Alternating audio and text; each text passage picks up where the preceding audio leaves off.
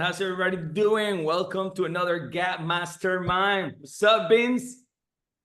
What's up, Carlos? Today's going to be a really good one. I'm super excited. We've got, as usual, this is the Gap Mastermind. Gap Mastermind stands for Growth, Action, and Production. We meet every Monday at noon. Okay. And it's an opportunity for us to get together, gather, share some ideas, learn a little bit, and connect. And for the last, I don't know, for the last 2+ months, what have we been talking about? NAR settlement, all the fun things and changes that have been coming down the pipeline. And sometimes these changes can add a little bit of stress into our business, right? And our industry seems to be one that changes on a regular basis. And it seems like I have agents that leave the industry every time one of these changes come down, right? And I met our next speaker or today's speaker at an OsteoStrong convention. And that's a wellness business that I have with my wife. And, you know, he coaches some of the owners there in breath work and just does absolutely amazing. But I learned that he's got incredible experience in the real estate industry. So I invited him to our build conference for the Northeast, and he did absolutely amazing. And the things that he shared there, I really wanted to bring to our global alliance. He actually now coaches a number of teams at EXP, a number of organizations at EXP, right? So we've got Travis Steffens today, and he's a certified breathwork coach with a passion for helping real estate professionals, right? He helps us reduce stress. He helps us boost our focus and really elevate our performance. And today we're going to learn some simple but powerful techniques to manage the pressures of the real estate industry, to enhance our well-being, and really just maintain peak performance in our business. So I just want you guys to really get ready to breathe new breath into your real estate career. And let's give a warm Global Alliance welcome to Travis Steffens, my friend. Welcome, Travis. Thank you so much, Vincent. It's such an honor to be here and see some of the faces that I'm familiar with from EXP. I love that you said breathe the breath of life into your real estate companies. That's amazing. So who's heard of breathwork? I can only see a certain amount of people on here. Breathwork is like the new yoga in the world, right? So what's cool about breathwork is you can go to a yoga class and you can leave feeling like, oh, that was cool. Or you can sit down and do some meditation, which is extremely important. And you can get up and be like, oh, that was cool, but I don't know if I felt anything. But you can't do breath work and not feel it. It's impossible. And so we're going to do a little bit of breath session here in just a little bit. So make sure you stay tuned and keep dialed in. But we're going to talk about breath, and we're going to talk about the power of breath.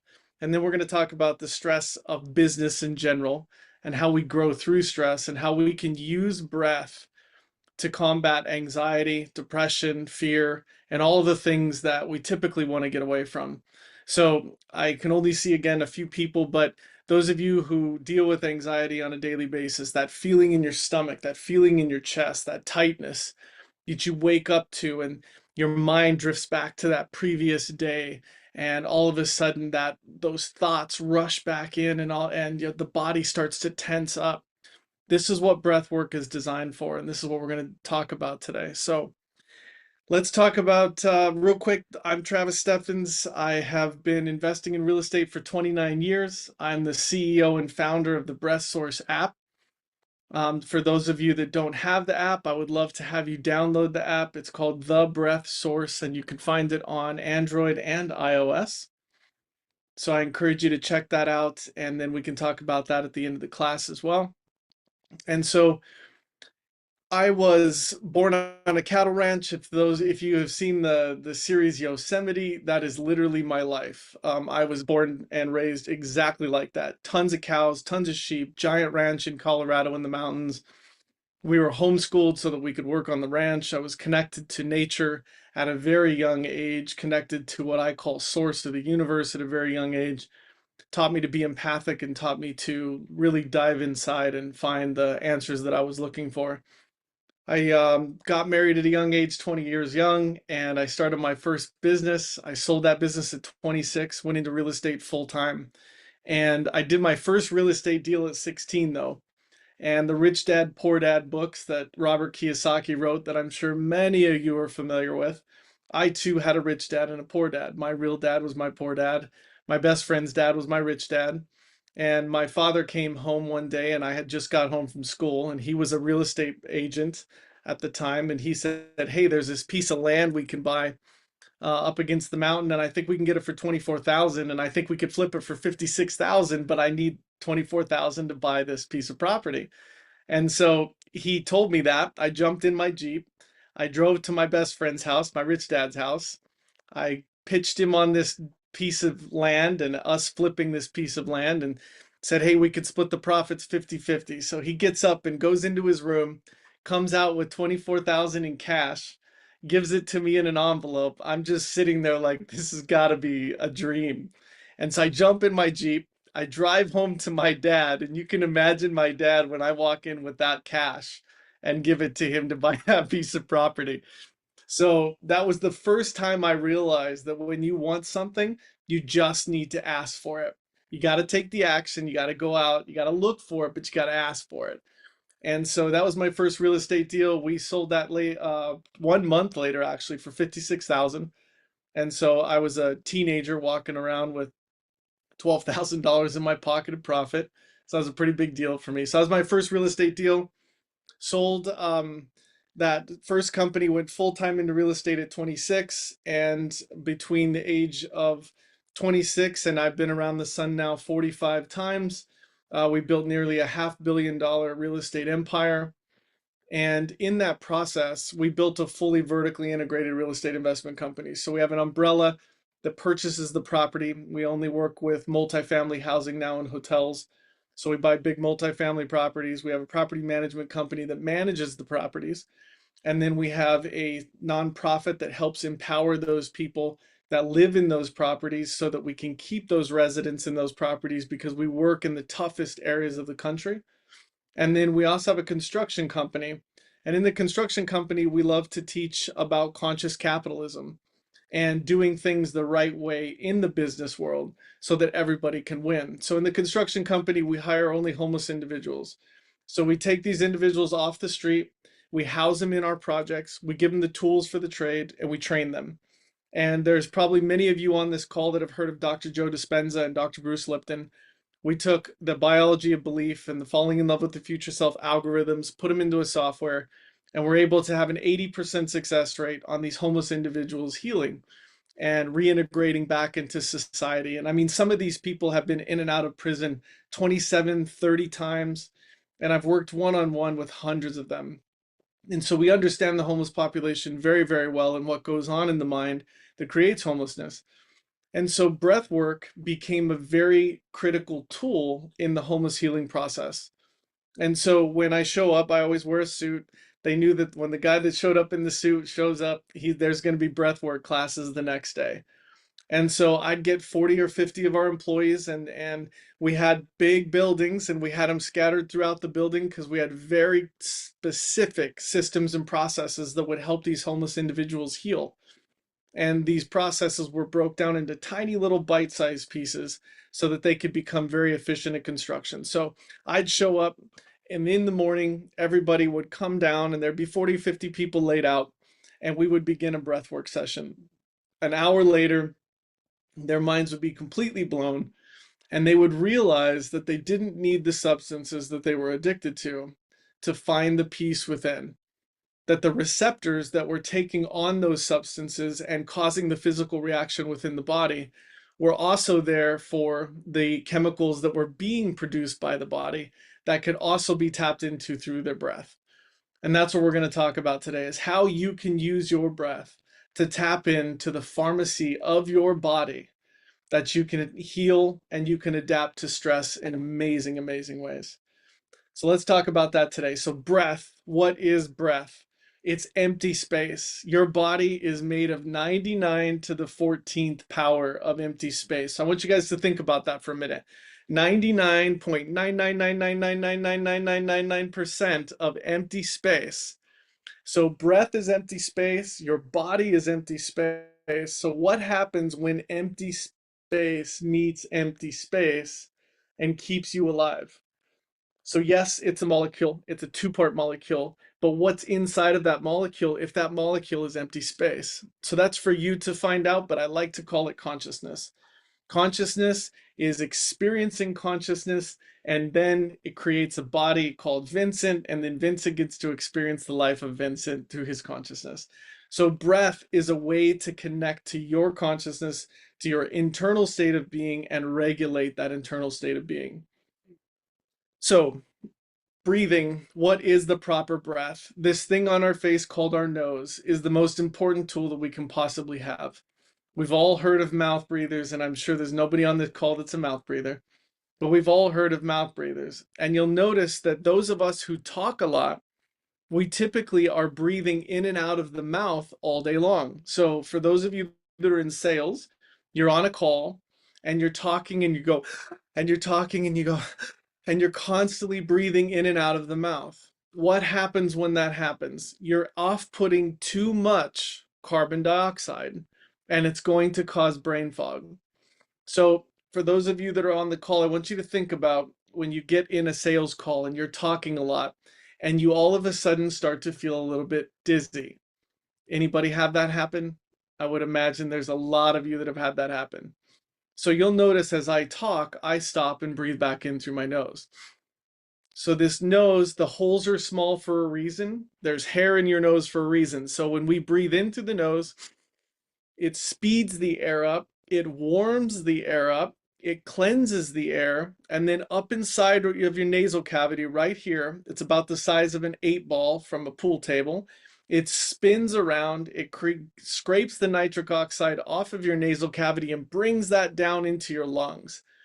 So it's pulling in the oxygen. The planet is 21.8% oxygen. It never moves. It pulls in that oxygen, that nitric oxide, brings it into your lungs. And in the lungs, you have alveoli. The red blood cells pick up that oxygen and they take it up into your 26 forever young foundational tissues. Now, here's the key, guys. We think that just having oxygen in our blood is power, and it's not. So you'll see doctors stick an oxygen mask on people's faces, but what they're not accounting for is the most important molecule of your body is carbon dioxide. It's the most important molecule to the planet because the plants live off of it, and it's the most important molecule to the body because if you do not have proper carbon dioxide in your tissues, you will not be able to accept oxygen into your tissues.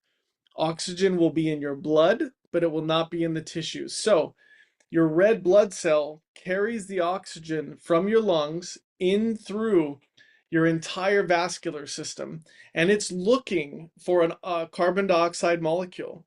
And carbon dioxide is made when we move our tissues. How many of you get grumpy when you can't work out or when you're not walking around and when you have to sit all day?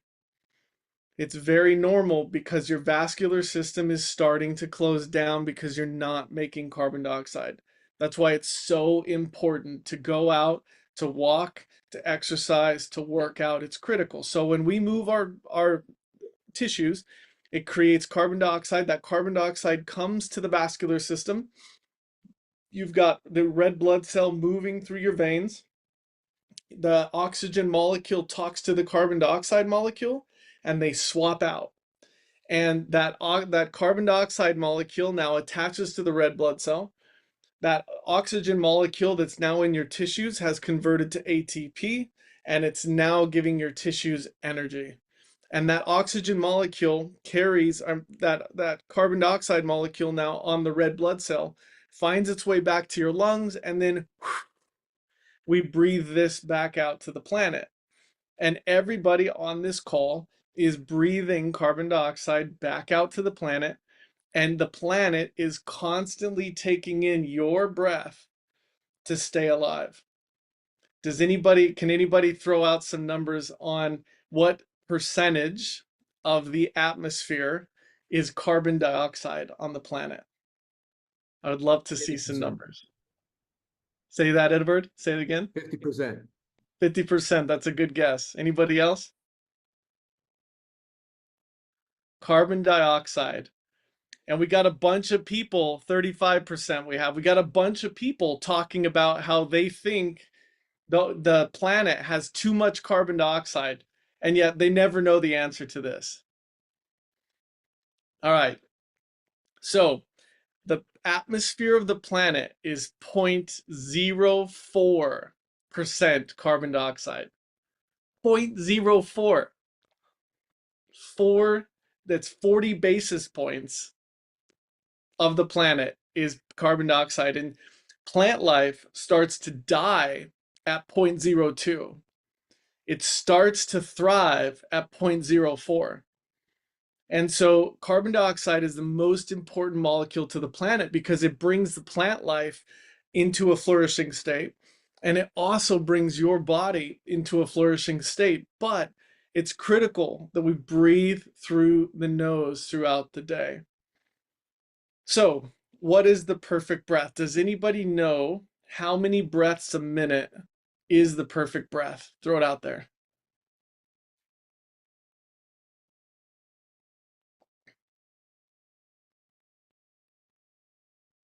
6. That was a good guess. That was a good one. Anybody 7. else? 7. Okay.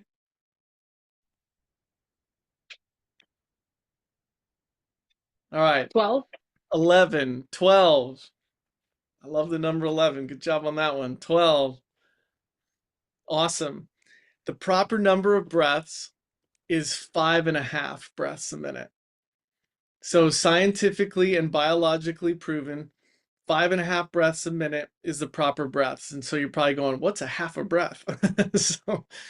So what I like to say is 6 breaths a minute. So whoever said 6 breaths a minute, high five, great job with that. So how do we get to 5.5 breaths a minute?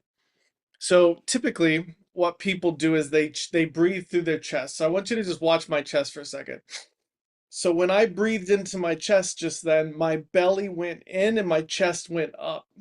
And we're going to talk about what the proper breath is and how to do this in a second. But oftentimes people are breathing in through their chest, they're breathing in and out of the mouth, or they're breathing very shallow through their nose. And today, the average person breathes 16 to 18 times a minute.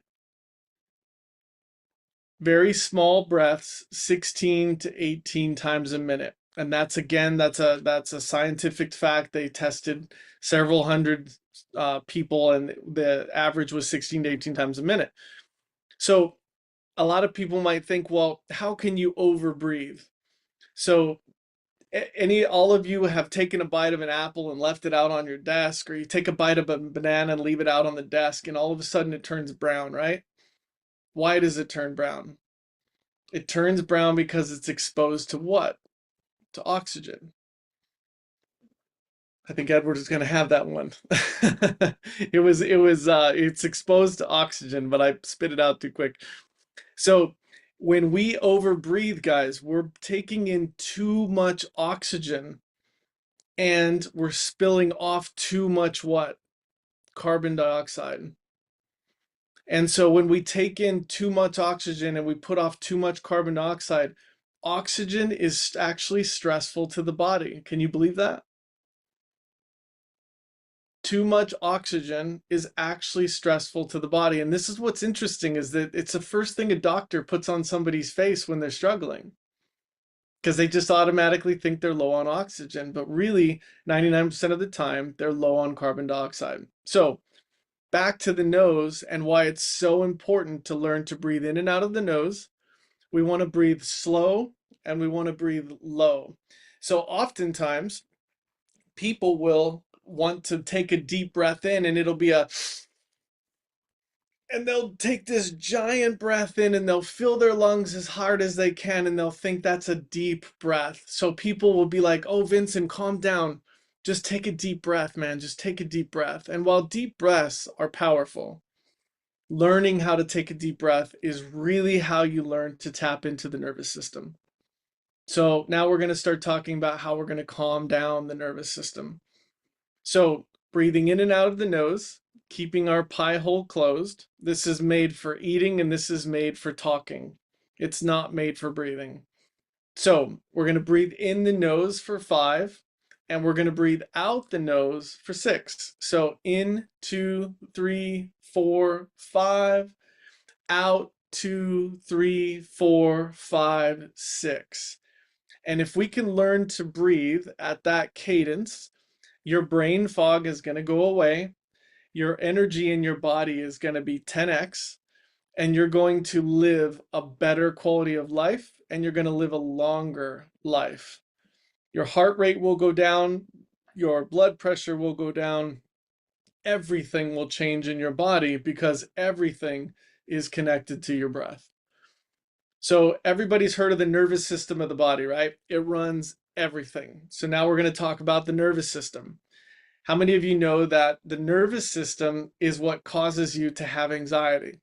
The nervous system is what tells you when you need to eat. It's what tells you when you need to pee. It's what tells you when you want to get mad, when that person cuts you off and you feel that anger rising up, or that closing blows up at the table, or the earnest money doesn't show up in time, and all of those things, and you get those feelings in your body 100% of the time. It's your nervous system.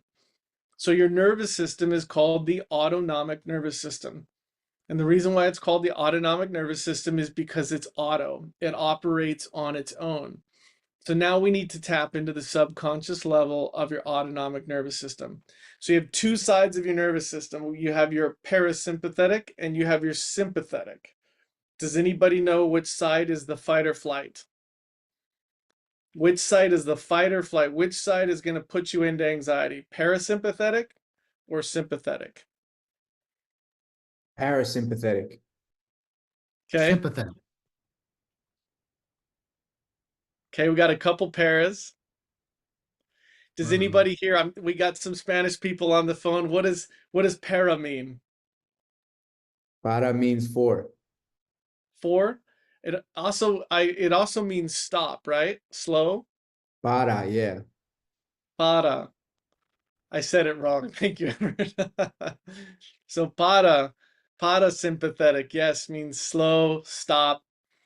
And so parasympathetic is the rest and rebuild. That's the side of the nervous system we want to live in. Sympathetic is the side of the nervous system that's utilitarian. That's the fight or flight side of the nervous system. So if Edward's walking down the street and I'm dressed in a black hoodie and I start running after him with a knife, it's utilitarian for Edward to heighten up his senses and to run away. And so I'm going to use a gazelle and a lion in this instance. So a gazelle is grazing in the grass, its head is down, it's eating, it's in a calm parasympathetic state. All of a sudden, its senses heighten and it hears something, and then it turns and sees a lion about to lunge on it. So this gazelle starts running away, just hauling ass away as fast as it can go. And all of the blood from the organs rushes to its extremities, and it's designed to do that so this gazelle can run away as fast as it possibly can. Now, that's a key point. All of the blood from the organs, where the blood needs to be to supply proper oxygen and energy, goes away from the organs to the extremities to allow that to allow that gazelle to get away. So the gazelle goes into the sympathetic nervous system in the bat of an eye, floods the body with chemicals, and it gets away from the gazelle gets away from the lion. So once the gazelle gets away from the lion, the gazelle goes back to grazing. And then when it goes back to grazing, it goes back to what side of the nervous system?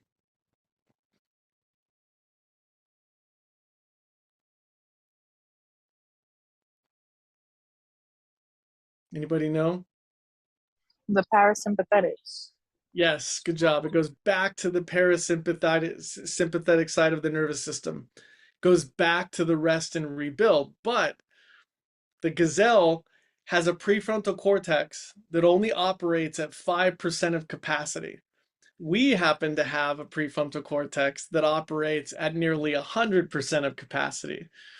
And so because our prefrontal cortex operates at a much higher capacity, we like to talk about the lion that almost ate us for the rest of our lives. It's all we talk about is, honey, I was there and that lion, and man, the teeth, and it could have got me, and I just saw my guts everywhere and my family, and that we don't have insurance, and this could have happened and that could have happened. Next thing you know, it's 2 lions. Next thing you know, it's 9 lions. Next thing you know, there were snakes. And it just gets bigger and bigger and bigger, and we distort, we delete, and we generalize all of these things, right? And so we live in that story of the sympathetic memory of that day. And so our body actually starts to take on that energy, that frequency. And then we're reliving that stress day in and day out. Who can empathize with me on this? We've all done it. We live in the story, and the story dictates our future. Until we change the story, we cannot change our state. But we can start by changing the breath so that we can tap in and change that story and create a different future. So now that we know what the parasympathetic and the sympathetic is, now we can talk about how to access that through our breath. So when we breathe in the nose for 5 and out the nose for 6, we start to tap into the nerve called the vagus nerve. The vagus nerve is named after Vagabond. Back in the day, a vagabond was a homeless traveler that would travel all over the world. And the vagus nerve starts at the anus and it goes up the spine, and it touches every single organ in the body. So every single major organ in the body gets touched by this vagus nerve. That nerve is the nerve that we want to tap into through breath. So we're going to talk about a few different breaths real quick that allow us to tap into that vagus nerve. So do we have any Andrew Huberman fans on this? Anybody love Andrew Huberman? If you don't love Andrew Huberman, you should definitely look him up. He's a neurological god in my opinion, but he talks about the physiological side. So those of you that have kids here, you've seen your children go into a complete rage, just crying their eyes out, and you'll watch them go.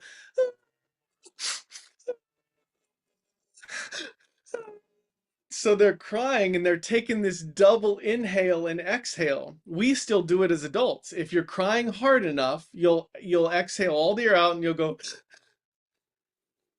That's an autonomic nervous system response trying to get you to calm down. So this breath is called the physiological sigh. So this is going to be the first breath that we're going to practice together to bring your heart rate down and to put you in the parasympathetic state, okay? So it's called the physiological sigh. Now, I want to show you guys one thing. So I'm going to show you my belly here. So watch my chest and watch my belly. When I breathe in, you're going to watch my belly go out. Everybody see my belly go out? Now notice my chest is not moving. This is a proper breath. So I want you to take your dominant hand and place it on your belly. My dominant is my left. So take your dominant hand and place it on your belly. Take your non-dominant hand and place it on your chest. And I want you to breathe in through the nose and push your dominant hand away from the spine. Push it away from the spine. And then when you breathe out, I want you to put pressure on the dominant hand and push it in towards your spine.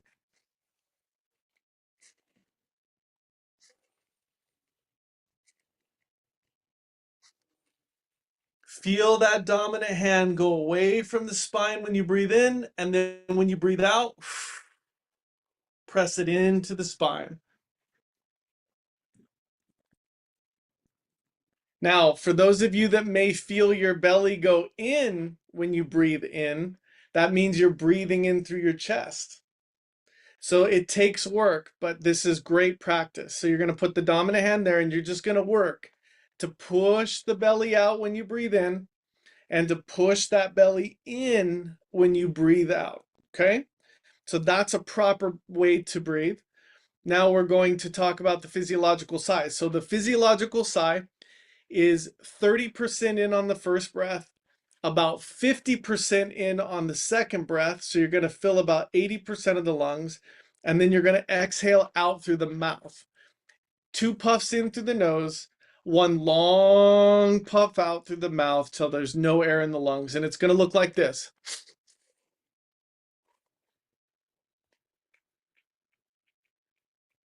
So let's all try this one together. 2 puffs in through the nose, 1 long puff out through the mouth, breathing into the belly. In 3, 2, 1.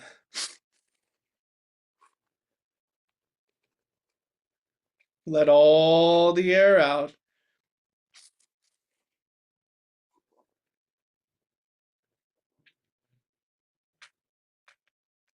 As you breathe out, let the body relax.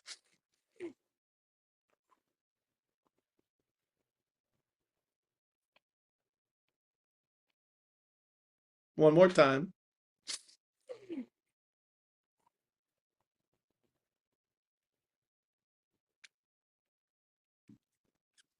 Did anybody feel any physiological reaction of calming down? Felt a little tingly sensation in my brain. Nice. That's awesome. That's part of doing breath work. You will absolutely feel it no matter what. Can't not feel it. So if you're amped up, if you're at the gym and your heart rate is up, I love to do extreme sports. So riding hard enduro, kite surfing, rock climbing. When my heart rate gets up, I automatically just stop. And on my heart rate monitor, it goes down 20 to 30 beats a minute within seconds. So that really works. So that's called the physiological sigh. All right, now we're going to talk about the next breath. I saw somebody popped box breathing into the chat earlier. So what's the name of the guy? That's Andrew Huberman. Andrew Huberman did not invent the box breath. I'm sorry, the physiological sigh. He did not invent it. He just scientifically backed it. And there's a nerve connected to your diaphragm called the phrenic nerve. And when we do the physiological sigh, that phrenic nerve sends a signal to your brainstem to calm the heart rate down and to put you into parasympathetic. That's how the breath taps into the biology of the body. Okay, so we're going to talk about box breathing. Box breathing is because it's shaped like a box. We're going to breathe in for 4. We're going to hold for 4. We're going to breathe out for 4. And we're going to hold for 4. Okay? And then we're going to bump it up to 5. And then we're going to bump the box up to 6. And then 7, then 8, and so on. And you can use this breath anytime, anywhere. It's a beautiful breath. The Navy SEALs train the Navy SEALs to use it in the most extreme conditions, so that they can stay into a parasympathetic state. So everybody's sitting up in a nice upright position. This one's easier to do if you close your eyes, but you don't have to close your eyes. And we're going to breathe into the belly like we talked about. Now, you're going to need to breathe slow or you're going to fill your lungs up too fast. So if your lungs fill up too quickly, just slow your breath down a bit. And here we go in 3, 2, 1, exhale all the air out. In, 2, 3, 4, hold, 2, 3, 4, out, 2, 3, 4, hold, 2, 3, 4, in, 2, 3, 4, hold, 2, 3, 4, out, 2, 3, 4, hold, 2, 3, 4, in, 2, 3, 4, 5, hold, 2, 3, 4, 5, out, 2, 3, 4, 5, hold, 2, 3, 4, 5, in, 2, 3, 4, 5, hold, 2, 3, 4, 5, out, 2, 3, 4, 5, hold, 2, 3, 4, 5. One more, in, 2, 3, 4, 5, 6. Hold, 2, 3, 4, 5, 6. Out, 2, 3, 4, 5, 6. Hold, 2, 3, 4, 5, 6. Okay. Returning back to normal breath. So we did 2 of each of the 4 and 5, just so you could feel those out. Popped it up to 6 for a second. So if any of you had a tough time with any of that, that just means that you can build up carbon dioxide. So what's fun about that breath is that if you can practice that breath every morning before a meditation or before you go to work, it's going to increase your carbon dioxide tolerance, breathing in the nose, breathing out the nose. It's going to calm you down and put you into a parasympathetic state. Did anybody feel like that one felt pretty good? Nice. So that's called box breathing, okay? So we just talked over 2 different breaths that will put you in parasympathetic state. Now I'm going to talk over my favorite breath. My favorite breath to put you into a calming state. You're finding yourself stressed out, you're in traffic, you're stuck, you're on your way to a closing, you're going to be late. You know that you're congruent with being a person that's on time, but you're just stuck this one time and you're stressed out. What are you going to do? So we can do the physiological side, we can do the box breathing, but one of my favorite all-time breaths is in for 4, out for 6.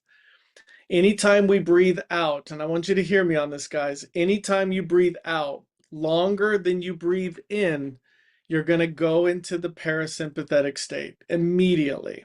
So we're going to breathe in for 4, and we're going to breathe out for 6, in through the nose, out through the nose. So let's do this together. Find yourself in an upright position again, and we're going to breathe in for 4, nice and slow, because we don't want to fill the lungs up. Then we're going to breathe out for 6 and empty the lungs, okay? So here we go. In 3, 2, 1, exhale all the air out. Here we go. In, 2, 3, 4, out, 2, 3, 4, 5, 6. In, 2, 3, 4, out, 2, 3, 4, 5, 6. In, 2, 3, 4, out, 2, 3, 4, 5, 6. In, 2, 3, 4, out, 2, 3, 4, 5, 6. In, 2, 3, 4, out, 2, 3, 4, 5, 6. In, 2, 3, 4, out, 2, 3, 4, 5, 6. One last time. In, 2, 3, 4, out, 2, 3, 4, 5, 6. Now hold with no air in the lungs. Just hold. Just press pause. No air in the lungs. Just hold. Feel that bliss of just holding with no air in the lungs for 3, 2, 1. Just take a nice breath in and reset and let it out. Now, how did that feel? In for 4, out for 6. Very, very calming breath. If you guys have a trouble sleeping at night, or you wake up at night and you can't go back to sleep, that is the breath to go to. Just lay there, breathe in for 4, breathe out for 6. In for 4, out for 6, and you will go back to sleep.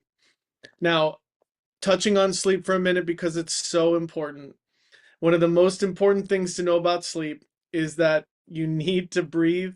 If you want to fall back to sleep fast, plug your right nostril and breathe through the left nostril hole. The left nostril hole is designed to cool the body down and put it to sleep. So if you guys wake up at night, breathing in for 4, breathing out for 6, plug the right nostril hole, breathe in and out the left nostril. That's going to help you go to sleep. Now, last breath I want to teach you, and then we're going to go on to some real estate stuff and talk about how to prepare for what's coming. Now let's talk about a breath that gets us amped up. So who wants to get more energy? Who wants to eliminate the brain fog, right?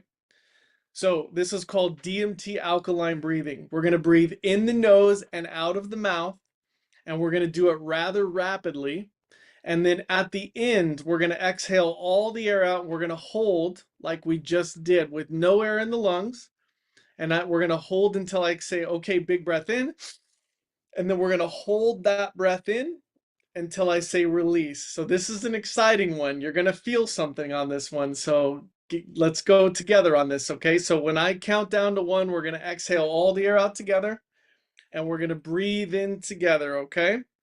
So I'm going to get a tiny bit of music going here real fast.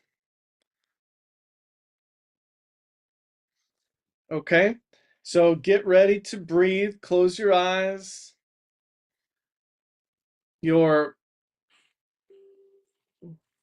Close your eyes.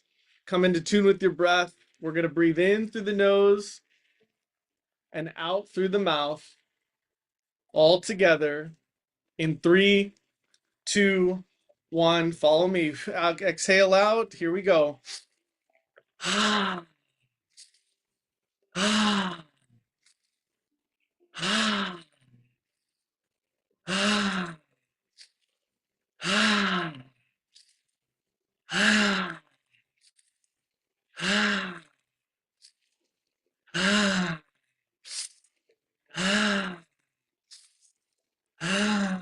Five, 4, 3, 2, 1. Last one. Big breath in and let it all out. Just let it all out. Let it all out and hold. No air needed. Just let it out. Hold.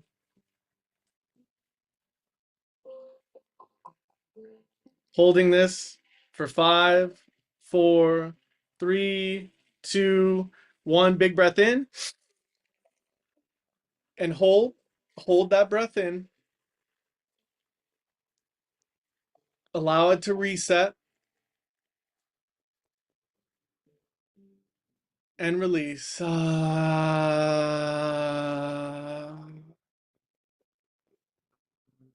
Okay, so that breath puts you into the sympathetic state. So you should feel more alert. You might feel a little bit dizzy. That's totally fine. That's totally normal. But you should feel more alert, more alive. I didn't see Charisse yawn on that one, so I know we're good. So do you feel amped up? Do you feel a little bit high? That's awesome. So that's the breath that you do when you're feeling tired. You still have more to go. You still have stuff you got to do. That will put you in the sympathetic, because sympathetic is utilitarian. It's utilitarian when the gazelle needed to run away from the lion. And it's utilitarian when you need to get work done. We got to be able to get that blood moving. We got to be able to get that energy up, right? So that's the breath you want to do. So we did 15 breaths, in through the nose, out through the mouth. We held on an exhale, and then we held that for about 20 seconds, and then we took an inhale, and we held that for about 20 seconds, and then we released. And this is the kind of breath work you'll find all over in the app. All right. Awesome. So last thing I want to talk about, guys, is I love real estate. I love what you're doing. I am so passionate about real estate that using this breath work and being able to be in the sympathetic state with what's coming. I know that everybody has seen the real estate market change on some level. Commercial is starting to crash. Denver finally just put out that they have a 35% vacancy rate in all of their Class A commercial buildings throughout all of downtown Denver. And guys, the thing with real estate is that it's all tied together. You can't have one sector go without them all eventually going. And we get cognitive dissonance thinking that there's not something coming, and I'm going to call it a crash. And so, but I want to encourage you that you can absolutely thrive through the up and coming real estate market by starting to generate and reach out to these banks and reach out to these special servicing departments. You're going to have asset management companies and special servicing departments. Start reaching out to them now before the crash happens, saying that you will be their top REO broker. Everybody's heard of REOs, real estate owned.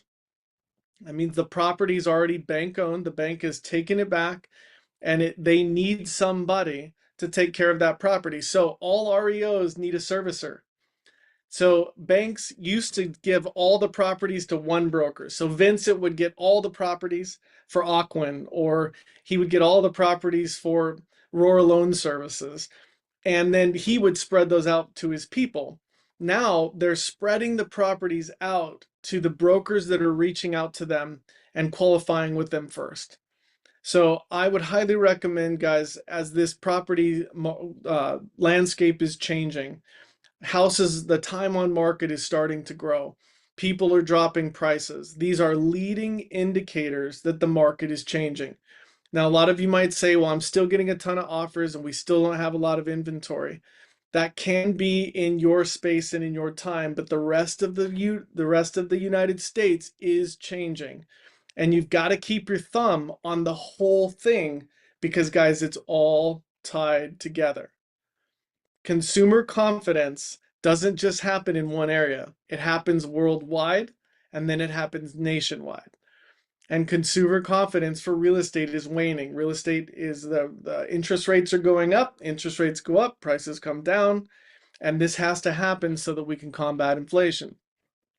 So I just want to encourage you guys that you can absolutely thrive through this. And I want to encourage you to reach out to the special servicing departments at banks and at special servicers. Has anybody heard of a receiver? Properties go into receivership, so you want to reach out to those receiverships for those of you that are working with commercial.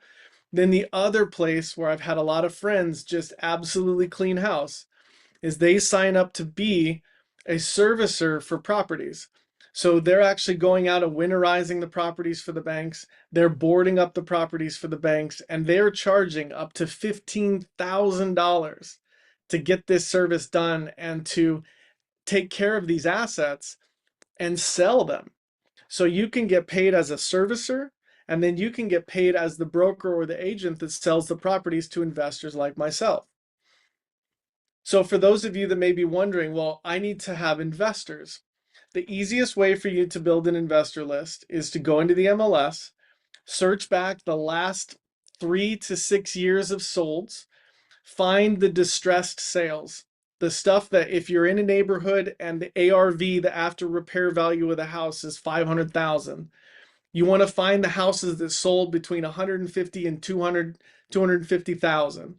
Those are going to be fix and flippers that bought those houses. And if you look in the MLS records, 90% of the time it'll say they paid cash for the house. That's another indicator that that was an investor. Then you want to find the name of the company that bought that house, trace it back to the LLC, and then that is going to be your investor. And you want to call those people now and say, hey, I'm Eva, and I've got this team, and we're going to start servicing these REOs, and we're going to start bringing deals to the table. I just want to know what your criteria is. And they say, well, I buy duplexes, or I buy 4 units, or I'm only a multifamily dealer, or I love single family homes with these metrics. Start making your lists now. I promise you what's coming. This will prepare you to absolutely clean house with what's coming. You will be competing against the BlackRocks. You'll be competing against these giant organizations. But I have to tell you, a lot of these organizations are going to start letting houses go. I've already seen stuff in the news about houses that were BlackRock houses that are starting to fail, that they're starting to sell at a loss. They paid too much for properties and the bill comes due. So this is a great way to build your investor list. And then short sales, we're going to go through a short sale mecca. And what's so beautiful about these short sales in this time is that the interest rates are incredibly low and people are still going to walk away from these homes because they're going to be so upside down on the equity. So for those of you that don't know how to do short sales, there's tons of programs out there to teach you how to do short sales. And I can't tell you how many short sales I've purchased from brokers that have gone in and short sale the property. A lot of these properties have a first, a second, and a third. I'm working with Gloria. Some of you may know her. Seppen, and she has a property that is a $2.5 million property that has a first for 600,000, has $1 million second, and then has a third. That third is going to take a bath, the second's going to take a bath, and then the first will stay in position. And so it's a perfect property to bring an investor and make a bunch of money on, or purchase for yourself. This is going to be an epic time for you guys to build wealth through holding real estate. I cannot stress that enough. What's coming is going to be an amazing opportunity to make an incredible amount of money. So highly recommend jumping into putting your short sale pants on and brushing up on that. Go after your REOs and your servicers and build your investor list now, because what's coming, you want to be ready for. It's going to be awesome. All right, let's jump into Q&A. I'll turn it over to Vincent. All right, Travis, thank you so much for that. A couple of great techniques. First off, remind us which one is the best for anxiety. Awesome. So we started with the physiological sigh. It's the quickest and easiest. All right, then that's the 2 breaths in through your nose and Long out through breath your mouth. out. Yep. 2 puffs Okay. in, long puff out. 2 puffs in, 1 long puff out. Okay. Now, the best one to boost, and it might be 2 different ones for this, but for energy and for brain fog. Awesome. So the best one to boost for energy and brain fog is the DMT alkaline breathing, in through the nose, out through the mouth with power, like this. You'll notice I make a funny face because I'm putting my tongue against the roof of my mouth so that I breathe all that air in through my nose. And I want to do it powerfully because I want my body to know we need to prepare for something. And that's how we do it. So we want to breathe in for 10 to 15 breaths. And then we want to take a big exhale out and hold with no air in the lungs. And then we want to hold for 15, 20, 30 seconds. I've been able to get up to 6.5 minutes over time, because it's a muscle and you can actually build tolerance in this muscle. So you want to hold. Now, if you're driving, don't do the DMT alkaline breath, because that is a potential pass out breath if you're prone to that. But hold that exhale for 10, 20, 30 seconds. Take a big breath in, hold, reset, let go, and go to work. What's a good benchmark when it comes to that, the hold without any Good air? question. So what I would train you guys on if we were training is we would do 3 sets of that breath. We would do 10, 10, and 10, holding each time, just like I said.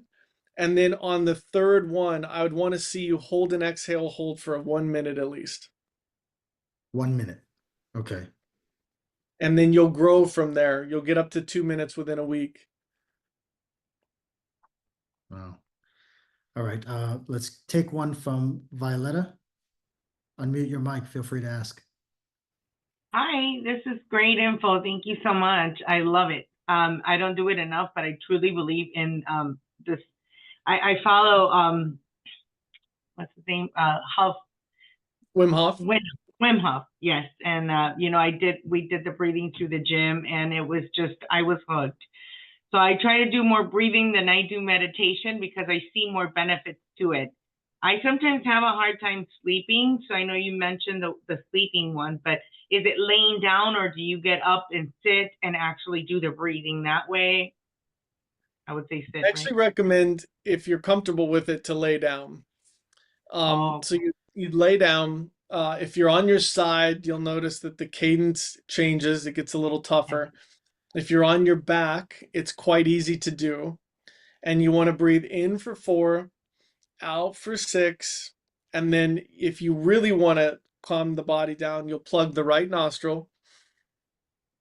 And you'll breathe in through the left nostril, and then you'll breathe out through the left nostril. And the left nostril is called the lunar nostril because it's the cooling nostril. The right nostril is called the solar nostril because it's the heating nostril. So oftentimes, if you wake up at night, you'll notice that you're breathing through the right nostril, which automatically, biologically, will wake your body up.